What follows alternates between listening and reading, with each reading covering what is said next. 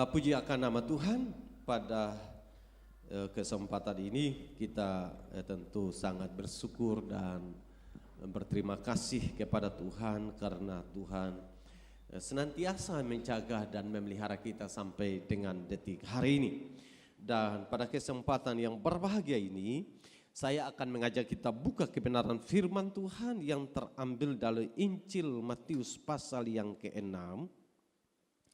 Injil Matius pasal yang ke-6, kita akan baca ayat yang ke-25 sampai dengan ayat yang ke-34. Injil Matius pasal 6 ayat yang ke-25 sampai dengan ayat yang ke-34 dengan perikop hal kekhawatiran. Semua sudah dapat?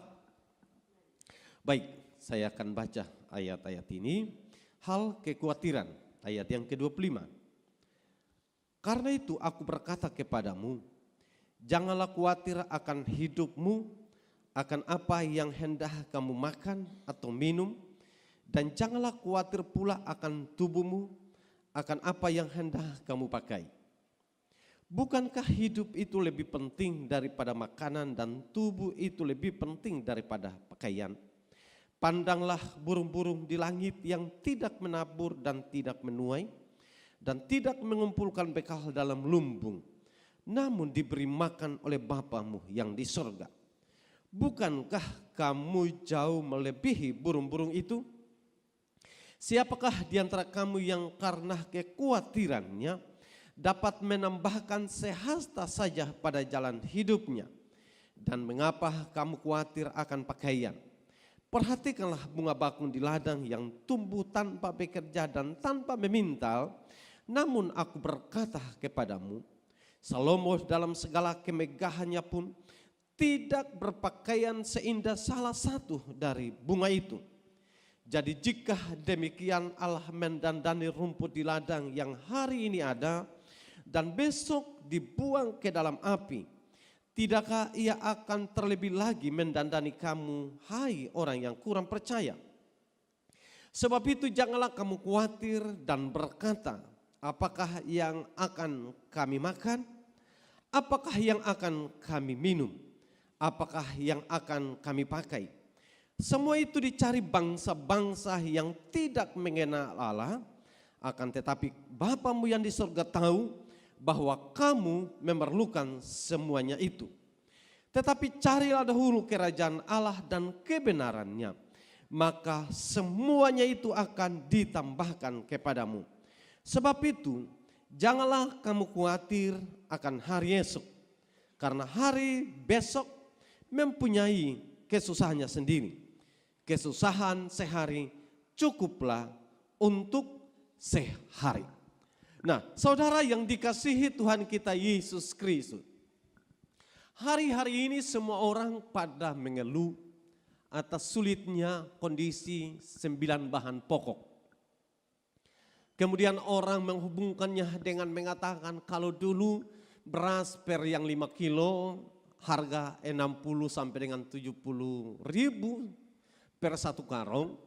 Sekarang naik menjadi di atas 90 ribu.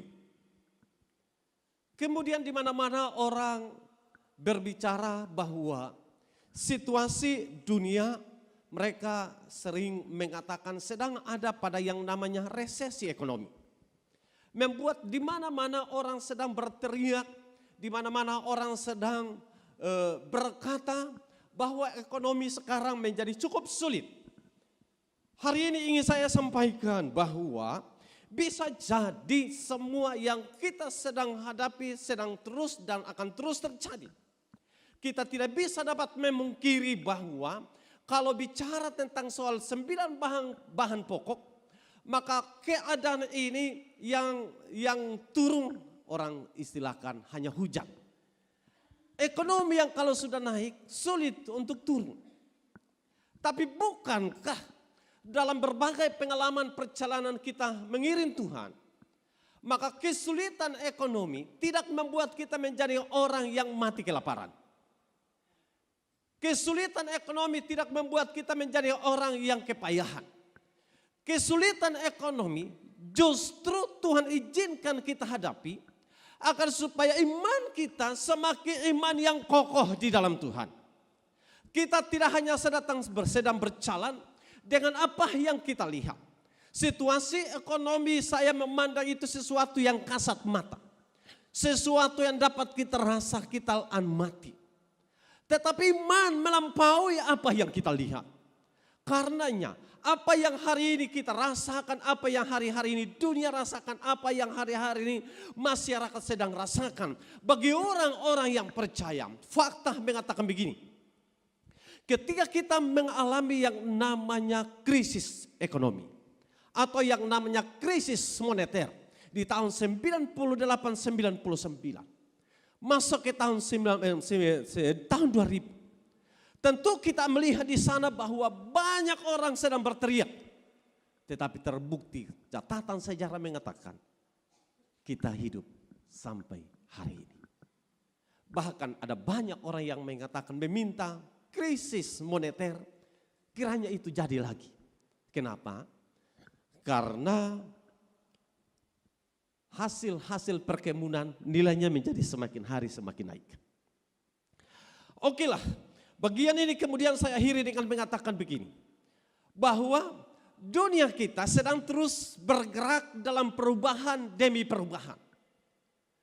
Dunia kita ini berubah antara 3 sampai dengan 4 tahun, situasi akan terus berubah. Percepatan perubahan terus terjadi dan kita tidak bisa menghentikan perubahan itu. Kalau hari ini kita dapat mengatakan bahwa situasi kita hari ini, per hari ini demikian. Maka ingin saya katakan antara 3 sampai dengan 4 tahun situasi akan kembali berbalik berubah. Kecanggihan dunia ikut terus berubah. Tetapi jangan pernah lupa di tengah semua keadaan terus berubah, Tuhan kita tidak pernah berubah. Dia masih tetap sama.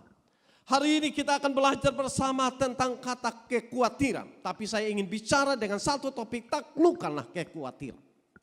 Taklukkanlah kekhawatiran. Kekhawatiran apa yang kemudian Yesus sampaikan dalam khotbah yang luar biasa. Khotbah di bukit dari pasal 5, pasal 6 dan pasal yang ke-7.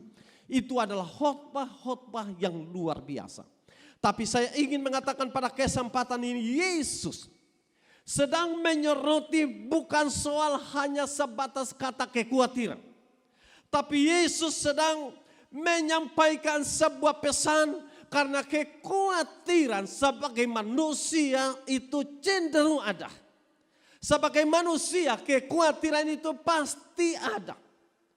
Tapi apa yang menjadi topik saya hari ini, bagaimana menaklukkan kekhawatiran, maka saya ingin masuk ke dalam poin yang kemudian Yesus sampaikan tentang poin kekhawatiran. Karena disampaikan di dalam ayat-ayat ini, dikatakan bahwa semua burung di udara, dia tidak menabur, dia juga tidak pernah mengumpulkan bekal dalam lumbung. Alkitab katakan Tuhan memelihara. Di dalam ayat yang ke-29, Salomo dalam segala kemegahannya pun tidak berpakaian seindah salah satu dari bunga itu, yang artinya ada bunga-bunga yang Tuhan pelihara dan Tuhan kemudian hiasi dengan sedemikian rupa. Sehingga kemudian oleh Yesus mengatakan di dalam ayat yang ke-27, siapakah di antara kamu yang karena kekhawatirannya dapat menambahkan sehat saja pada jalan hidupnya. Dan mengapa kamu khawatir akan pakaian? Perhatikanlah bunga bakung di ladang yang tumbuh tanpa bekerja dan tanpa memintal. Dalam ayat yang ke-29, aku berkata kepadamu, Salomo dalam segala kemegahannya pun tidak berpakaian seindah salah satu dari bunga itu. Jadi dalam ayat yang ke-30, jika demikian Allah mendandani rumput di ladang yang hari ini ada dan besok dibuang ke dalam api, tidakkah ia akan terlebih lagi mendandani kamu, hai orang yang kurang percaya? Nah, perhatikan, Yesus membawa pikiran untuk melihat, saya kalau dalam ayat ini bicara tentang burung, tapi saya ingin menyampaikan bicara tentang binatang-binatang yang ada di dunia ini. Mereka tidak pernah menabur, mereka tidak pernah menanam, tapi mereka bisa makan. Yang kedua, dikatakan di sini bunga bakung yang ada di ladang, yang tumbuh tanpa bekerja dan tanpa meminta, tanpa dipelihara. Tapi Alkitab mengatakan Salomo adalah seorang raja, tapi dia tidak memiliki pakaian seindah dari tumbuhan yang ada di ladang. Yesus kemudian mengatakan, jika demikian, mengapa kamu khawatir? Artinya Yesus tahu setiap manusia ada rasa kekhawatiran. Hari ini saudara datang, semua kita pasti pernah merasakan yang namanya kekhawatiran. Ada amin? Semua kita pasti khawatir. Apa saja kekhawatiran? Kalau saya bisa dapat mengurutkan, kekhawatiran itu bisa muncul dari masa depan yang kita inginkan lebih baik dari hari ini. Kita juga bisa dapat mengatakan bahwa kekhawatiran muncul akibat dari usaha yang mungkin menjadi sangat lesu. Kita juga mungkin dapat mengatakan bagaimana jadinya dengan apa yang ingin saya kerjakan di hari-hari depan.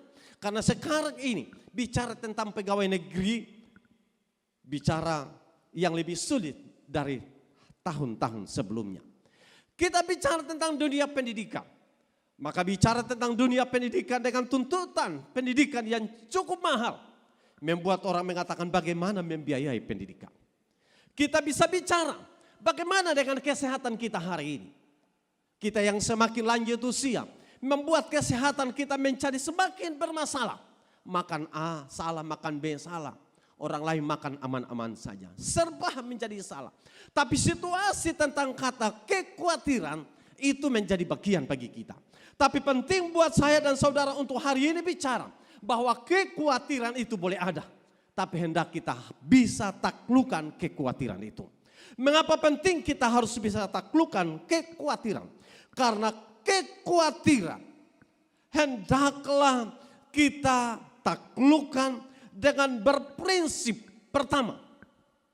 Bahwa Tuhan yang kita sembah adalah Tuhan yang berkuasa. Katakan amin. Tuhan yang kita sembah adalah Tuhan yang berkuasa.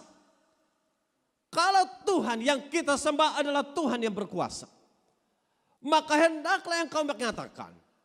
Karena Alkitab sendiri mengatakan bahwa apakah dengan kekhawatiran kita dapat menambahkan sehasta dalam jalan hidup. Artinya, sejauh di mana kekhawatiran akibat dari kita yang selalu punya kecenderungan melihat segala dengan cara kasat mata. Melihat segala sesuatu dengan logika kita. Melihat segala sesuatu dengan ukuran manusia. Membuat kekhawatiran tidak mungkin dapat kita taklukkan. Tetapi kalau kemudian kita percaya dalam ukuran iman kita bahwa Tuhan yang kita sembah adalah Tuhan yang berkuasa, maka kekhawatiran akan bisa ditaklukkan oleh karena iman dan percaya kita kepada Kristus sebagai Tuhan yang kita sembah. Tuhan yang kita sembah yang berkuasa. Memungkinkah kita dapat mengatakan semua keadaan boleh berubah? Tapi saya tahu Tuhan saya tidak pernah berubah. Kekhawatiran boleh datang kapan saja. Dan saya sudah tadi katakan bahwa bagian ini tidak dapat kita pungkiri. Tetapi sekali lagi, iman kita mengatakan tidak. Tuhan saya terlalu berkuasa.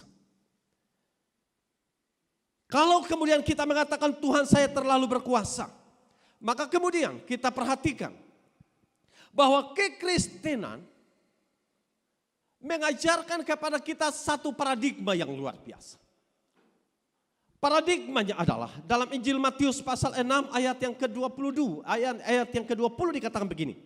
Tetapi kumpulkanlah bagimu harta di surga.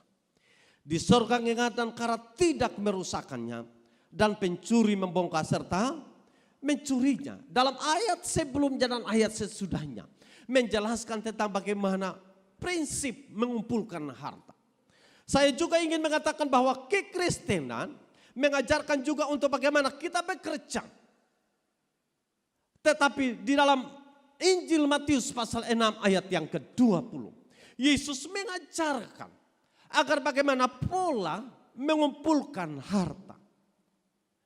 Tidak salah, karena Alkitab juga menjelaskan buat kita bahwa Alkitab mengajarkan bagi orang-orang percaya untuk harus bisa dapat bekerja. Karena orang yang tidak bekerja, jangan beri makan. Kalau Alkitab mengatakan yang tidak bekerja jangan beri makan. Artinya kasarnya setiap kita harus bekerja. Namun Alkitab memberikan kepada kita pandangan dari hasil kerja. Agar supaya orientasi kita bekerja bukan sebatas orientasi untuk mengumpulkan harta di dunia. Yang dimaksudkan mengumpulkan harta di dunia bukan soal makan dan minum semata. Tapi yang mengumpulkan harta di surga dengan memikirkan bahwa semua hal dikumpul. Mengabaikan yang disebut mengumpulkan harta di surga. Apa yang kita sebut dengan mengumpulkan harta di surga bukan kita kumpul di dunia, kita bawa ke surga. Tapi yang kita kumpul di surga bicara tentang semua upaya, semua hasil kerja, semua hasil yang kita gunakan berorientasi pertama untuk pekerjaan Tuhan. Yang kedua untuk membantu orang lain.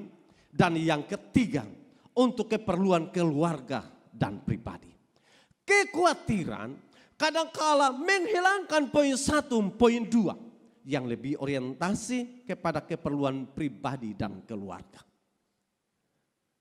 Alkitab mengingatkan kepada kita semua, karena kalau orientasi untuk diri sendiri, maka kemungkinan besar ada kekhawatiran yang belum ditaklukkan. Kekhawatiran yang sudah ditaklukkan adalah orang-orang yang akan memperhatikan pekerjaan Tuhan, tetapi juga memperhatikan bagaimana membantu orang lain. Ada amin? Nah, saudara yang dikasihi Tuhan, menarik adalah bahwa kata mengumpulkan harta di surga, Yesus soroti dalam khotbahnya. Apakah para pendengar pada waktu itu, mereka adalah orang-orang yang begitu antusias mengumpulkan semua harta yang ada di dunia. Mereka lupa bagaimana melihat orang lain. Mereka lupa bagaimana melihat orang yang ada di seputar kiri dan kanan. Apakah mereka lupa bahkan bisa terhadap keluarga sendiri mereka lupa. Apakah ini yang terjadi? Tapi sebenarnya Yesus sedang ingin menegaskan agar supaya setiap kita yang percaya berlomba-lomba mengumpulkan harta di surga. Tanpa harus mengurangi keperluan, tanpa harus mengurangi kepentingan di tengah-tengah keluarga dan rumah tangga kita. Tetapi saya ingin mengatakan bahwa penting karena ini bicara tentang reaksi. Orang-orang yang penuh dengan kekhawatiran, yang belum menaklukkan kekhawatiran, reaksinya akan cenderung kepada individu. Tapi orang yang telah menaklukkan kekhawatiran, dia tidak lagi akan memikirkan individunya. Tapi dia akan memikirkan kepentingan banyak orang. Teristimewa. Dia akan bagaimana mengupayakan untuk mengumpulkan harta di sorga. Saya rindukan semua kita untuk bisa dapat membangun sebuah paradigma. Bahwa mengumpulkan harta di surga diibaratkan kita menginvestasikan kekayaan kita dunia ini bagi kerajaan surga. Dan hari-hari ini kita mungkin belum melihat seberapa investasi yang kita sudah beri bagi kerajaan surga. Seberapa besar dan seberapa banyak yang sudah kita berikan bagi kepentingan pekerjaan Tuhan. Sudah berapa banyak kita berikan bagi orang-orang yang di seputar saya dan saudara. Tapi menarik kemudian untuk saya tegaskan pada kesempatan ini. Bahwa sesuai dengan visi misi gereja ini. Agar supaya semua hal yang saudara kerjakan bagi orang lain, orientasinya adalah bagaimana saudara berinvestasi bagi kepentingan kerajaan sorga. Apa yang engkau kerjakan, apa yang engkau lakukan bagi orang lain, lakukanlah itu dengan semata-mata saudara sedang ingin menginvestasikan sesuatu bagi kepentingan saudara sendiri. Menginvestasikan segala sesuatu bagi dirimu. Karena sekali waktu, saya percaya sekali waktu, apa yang kita kerjakan di dunia, dan Alkitab mengatakan suatu ketika kita akan mempertanggungjawabkan baik ataupun jahat. Masing-masing kita akan mempertanggungjawabkannya.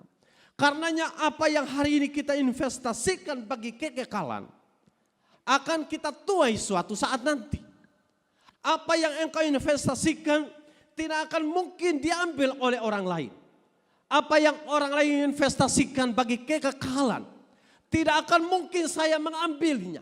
Masing-masing kita berjuang, masing-masing kita bekerja, masing-masing kita berlomba-lomba untuk bagaimana mengumpulkan harta di sorga. Dan mengumpulkan harta di surga bukan soal bicara tentang duit, saudara. Surga tidak butuh duit, saudara.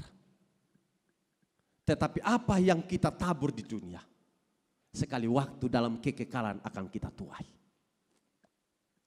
Alkitab memberikan kepada kita ada berbagai macam pahala. Dan itu yang kemudian kita akan terima. Apa yang kita kerjakan di dunia, itu yang akan kita terima. Karenanya saudaraku yang dikasihi oleh Tuhan, Yesus mengajarkan buat saya dan saudara dalam ayat yang ke-33.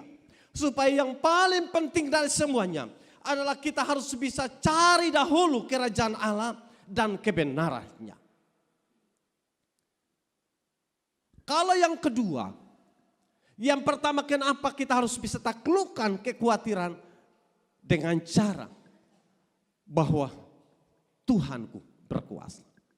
Tapi yang kedua, bagaimana menaklukkan kekhawatiran dengan cara carilah dahulu kerajaan Allah dan kebenaran.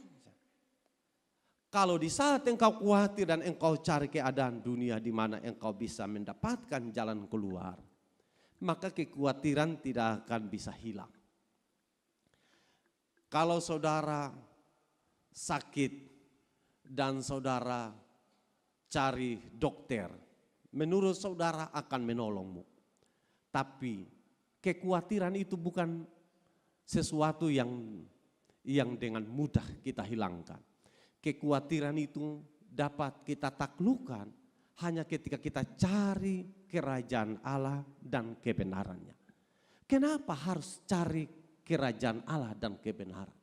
Karena itu bicara tentang bukan soal makan dan minum, tapi soal damai sejahtera. Damai sejahtera yang membuat sekalipun engkau ini memiliki beban yang besar, tapi damai sejahtera membuat engkau tetap tenang. Engkau tidak akan bisa tenang kalau engkau tidak punya damai sejahtera. Karenanya kesukaran dan kesulitan engkau membuat atau bisa membuat engkau menjadi khawatir. Tapi sekali lagi kekhawatiran itu bisa dapat kita taklukkan ketika engkau cari kerajaan Allah dan kebenarannya. Karena penting bagi kita semua untuk mencari kebenaran, untuk mencari kerajaan Allah.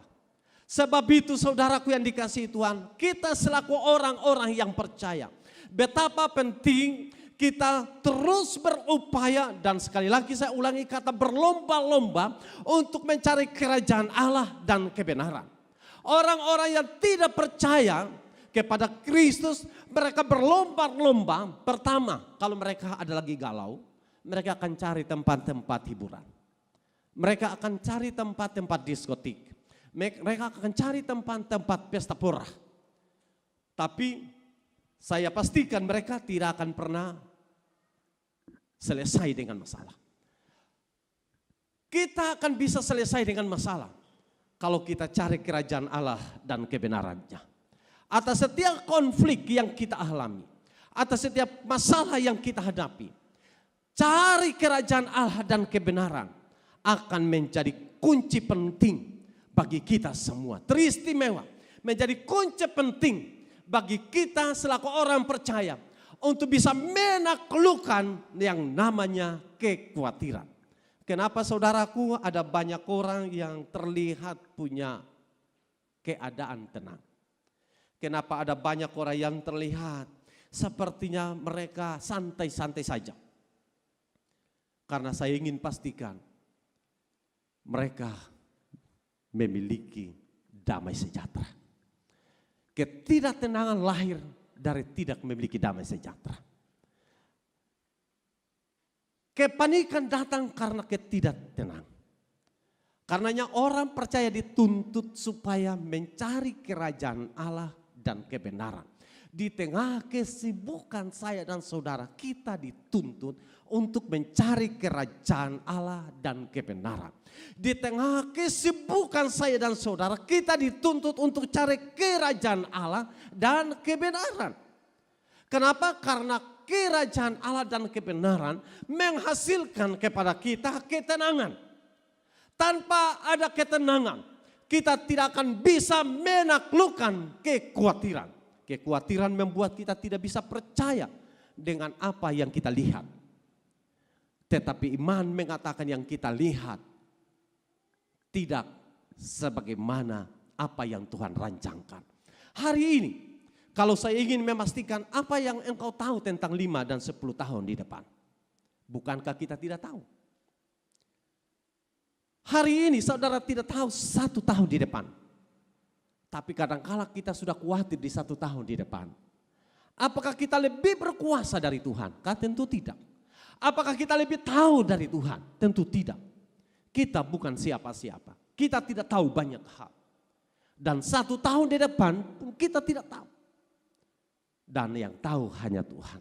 Karena itu hal-hal yang terlihat secara jasmani dan kasat mata kadang-kala membuat hidup ini menjadi khawatir. Dan kekhawatiran membuat kita bisa tidak percaya tentang Tuhan. Karena kita lebih percaya dengan apa yang kita lihat. Tapi di saat kita mencari kerajaan Allah dan kebenaran, akan menolong kita, menghantar kita, membimbing kita, bahkan memimpin kita untuk hidup lebih dekat dengan Tuhan. Di saat kita hidup lebih dekat dengan Tuhan, semakin hidup dekat dengan Tuhan, semakin dekat dengan Tuhan, kita akan menjadi orang-orang yang akan lebih tenang dari orang yang lain. Sebab itu saudaraku yang dikasihi Tuhan, utamakan Tuhan dalam hidupmu. Karena hanya Tuhan yang dapat menolong kita. Amin. Utamakan Tuhan. Kalau hari ini saya ingin pertegas, saudara boleh sibuk apapun yang menjadi kesibukan, silakan. Tapi jangan pernah abaikan Tuhan dalam hidup ini. Cari Tuhan. Baca firman Tuhan. Berdoa bagi Tuhan. Luangkan waktu bagi Tuhan. Karena Tuhan telah menolong kita dengan cara yang luar biasa. Sekali lagi kekhawatiran tidak menolong kita sehasta dalam jalan hidup. Kalau kekhawatiran bisa menolong kita, maka lebih baik kita ada dalam posisi kekhawatiran. Tapi Alkitab katakan kekhawatiran tidak dapat menambah sehasta saja dalam jalan hidup. Tidak dapat menolong apa-apa. Malah kekhawatiran menghancurkan kita saudara. Pertanyaannya, maukah kita diam dan memegang kekhawatiran? Tentu kita sepakat mengatakan saya tidak mau kekhawatiran menguasai saya. Kekhawatiran boleh datang. Tapi jangan kita bereaksi atas kekhawatiran itu. Yang membuat kita menjadi orang-orang yang lebih cenderung melihat dengan apa yang ada. Kadang justru kekhawatiran itu membuat logika itu bermain. Tapi Tuhan mau supaya, sebagaimana Paulus katakan, hidup saya ini bukan karena melihat, tapi hidup saya ini karena percaya. Saya dan saudara ini bukan karena melihat, karena kalau melihat, satu hari di depan kita belum lihat apa-apa. Tapi kita dengan iman mengatakan bahwa saya akan jalani hari esok dengan segala baik. Karena kita percaya kepada Tuhan. Dan kalau kita sudah percaya kepada Tuhan yang berkuasa, maka yang kedua mari kita cari Tuhan. Karena sekali lagi Alkitab menjelaskan buat saya dan saudara bahwa kalau soal makan, kalau soal minum, kalau soal pakai, dicari oleh bangsa-bangsa yang tidak mengenal Allah. Kita adalah bangsa yang mengenal Allah, pribadi yang mengenal Allah. Kita adalah orang-orang yang percaya kepada Allah. Bahkan kita adalah orang-orang yang menghormati Allah. Kalau kita adalah orang-orang yang menghormati Allah, maka poinnya adalah mari kita cari Dia. Karena di saat kita cari Dia, kita sedang memberikan penghormatan kepada Dia. Dan Alkitab juga mengatakan lebih baik kita satu hari berdiam di pelataran Tuhan daripada 1000 hari di tempat lain. Satu hari di pelataran Tuhan jauh lebih mulia dari 1000 hari di tempat lain. Kalau engkau boleh ada hari ini di tengah segala kesibukanmu, itu adalah satu bagian dari reaksimu karena saudara menghormati Tuhan.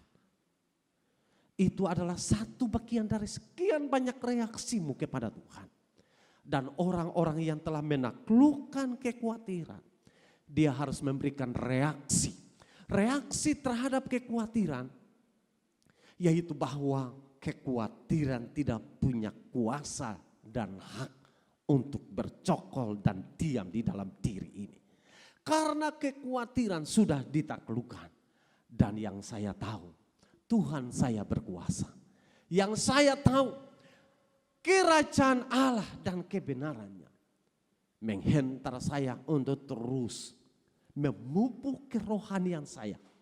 Supaya api mengiring Tuhan, semangat mengiring Tuhan. Selalu berkobar-kobar di dalam diri ini. Tentu api semangat untuk mengiring Tuhan itu harus terus dipupuk. Api mengiring Tuhan harus terus dipelihara. Karena kalau kita tidak pelihara, api itu bisa perlahan-lahan menjadi padam. Kenapa? Mungkin saya pernah katakan dari tempat ini. Kenapa pada waktu orang mengikuti kebaktian kebangunan rohani begitu berapi-api, di satu hari, di satu minggu, di satu bulan. Tetapi di 1 tahun pertama, api itu sudah tidak ada lagi. Contoh saja, dia bersemangat setiap saat datang ke ibadah. Lalu kemudian tidak ada jam ibadah pun dia tanya, kapan jam ibadah lagi? Dia terus bertanya. Pasca mengikuti kebaktian kebangunan rohani. Tetapi di tahun kedua, api itu sudah mulai padam. Kenapa yang salah? Bukan api itu yang salah. Tapi karena pribadi yang tidak memelihara. Jadi penting bagaimana terus dipelihara. Dalam proses di mana kita mengiring Tuhan, perlu dipelihara api itu. Supaya dalam mengiring Tuhan, kita akan tetap setia sampai akhir hidup kita. Katakan amin. Nah, mengakhiri bagian ini saya ingin menyampaikan begini. Bahwa gereja Tuhan perlu dibangun orang-orang yang berkemenangan. Gereja Tuhan perlu memiliki orang-orang yang punya mental juang. Apa yang sudah sejak awal sampaikan bahwa situasi dunia kita yang sukar itu tidak membuat kita berhenti berjuang. Sebagai mental pejuang, maka kesulitan-kesulitan itu kita dengan jantan menghadapinya. Katakan amin.